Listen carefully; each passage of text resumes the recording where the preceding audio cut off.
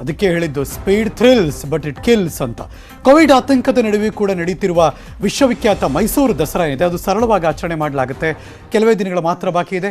ದಸರಾದ ಜಂಬೂ ಸವಾರಿಗೆ ಕೊಡಗು ಜಿಲ್ಲೆ ಕುಶಾಲನಗರ ತಾಲೂಕಿನ ದುಬಾರೆ ಸಾಕಾನೆ ಶಿಬಿರದಿಂದ 3 ಆನೆಗಳ ಆಯ್ಕೆಯಾಗಿದೆ. 58 ವರ್ಷದ ವಿಕ್ರಮ, 44 ವರ್ಷದ ಕಾವೇರಿ ಮತ್ತು 43 ವರ್ಷದ ಧನಂಜಯ ಆನೆಗಳು ಭಾಗವಹಿಸ್ತಾ ಇದೆ. ವಿಕ್ರಮ ಆನೆ 2008ರಿಂದ 12 ವರ್ಷದಿಂದ ಮೈಸೂರು ರಾಜರ ಪಟ್ಟದ ಆನೆಯಾಗಿ ಕಾರ್ಯನಿರ್ವಹಿಸ್ತಾ ಇದೆ. ಮತ್ತೊಂದು ಆನೆ ಕಾವೇರಿ ಇದುವರೆಗೆ 7 ಬಾರಿ ದಸರಾ ಅಂಬಾರಿ ಜೊತೆ ಹೆಜ್ಜೆ ಹಾಕಿದೆ. ಇನ್ನು ಧನಂಜಯ ಆನೆ ಅಂಬಾರಿ ಹಿಂದಿನ ಸಾಲಿನಲ್ಲಿ ಸಾಗಲಿದ್ದಾನೆ. ಇಲ್ಲಿಂದ ಧನಂಜಯ, ಕಾವೇರಿ, ವಿಕ್ರಮ 3 ಸೆಲೆಕ್ಟ್ ಉಂಟು. ದಸರಾಕ್ಕೆ ಸೆಲೆಕ್ಟ್ ಆಗಿದೆ. ಕಾವೇರಿ 7 ವರ್ಷ ಹೋಗಿದೆ, ಧನಂಜಯ ಇದು 3ನೇ ಬಾರಿ, ಮತ್ತು ವಿಕ್ರಮ ಒಂದು 7-8 ವರ್ಷ ಹೋಗಿದೆ. ಈಗ ಆನೆಗೆ ಎಲ್ಲ ಸಿದ್ಧತೆಗಳೆಲ್ಲ ಮಾಡ್ಕೊಂಡಿದ್ದೀವಿ. ಆನೆ ಎಲ್ಲ ಊಟ ತಿಂಡಿಲೆಲ್ಲ ಚೆನ್ನಾಗಿ ಕೊಡ್ತಾಯಿದ್ದೀವಿ. ಏನು ತೊಂದರೆ ಏನಿಲ್ಲ, ಆರೋಗ್ಯವಾಗಿದೆ.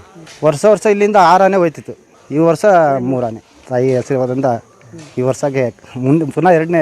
ವಿಕ್ರಮನೇ 18 ವರ್ಷದಿಂದ ದಸರಾಗೆ ಹೋಗ್ತಿದೆ. ವಿಕ್ರಮನಿಗೆ ಪಟ್ಟದನೆಯನ್ನು ಜವಾಬ್ದಾರಿಯನ್ನು ವಹಿಸಿದ್ದಾರೆ.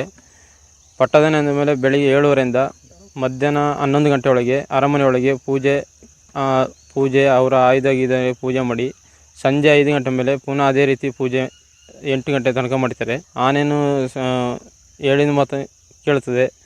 9 ದಿನವೂ ಬೆಳಿಗ್ಗೆ 7:30ಗೆ ಅರಮನೆ ಒಳಗೆ ಹೋದಾಗ ದೇವರನ್ನ ಮೈ ಮೇಲೆ ಕಟ್ಟಿ ಆಯುಧಗಳನ್ನೆಲ್ಲ ಕಟ್ಟಿ ಪುನಃ 5:30 ಪೂಜೆ ಮಾಡಿ ಅಲ್ಲಿಂದ ಸಂಜೆ ರಾತ್ರಿ 8 ಗಂಟೆಗೆ ವಾಪಸ್ ಬರ್ತದೆ ಆನೆ.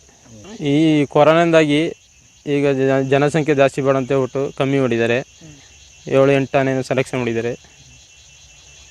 ಇಲ್ಲಿಂದ 3 ಆನೆ ದುಬಾರೆಯಿಂದ. ಇಲ್ಲಿಗೆ ಈ ಕ್ಷಣದ ನ್ಯೂಸ್ ಮುಗಿಸಿ.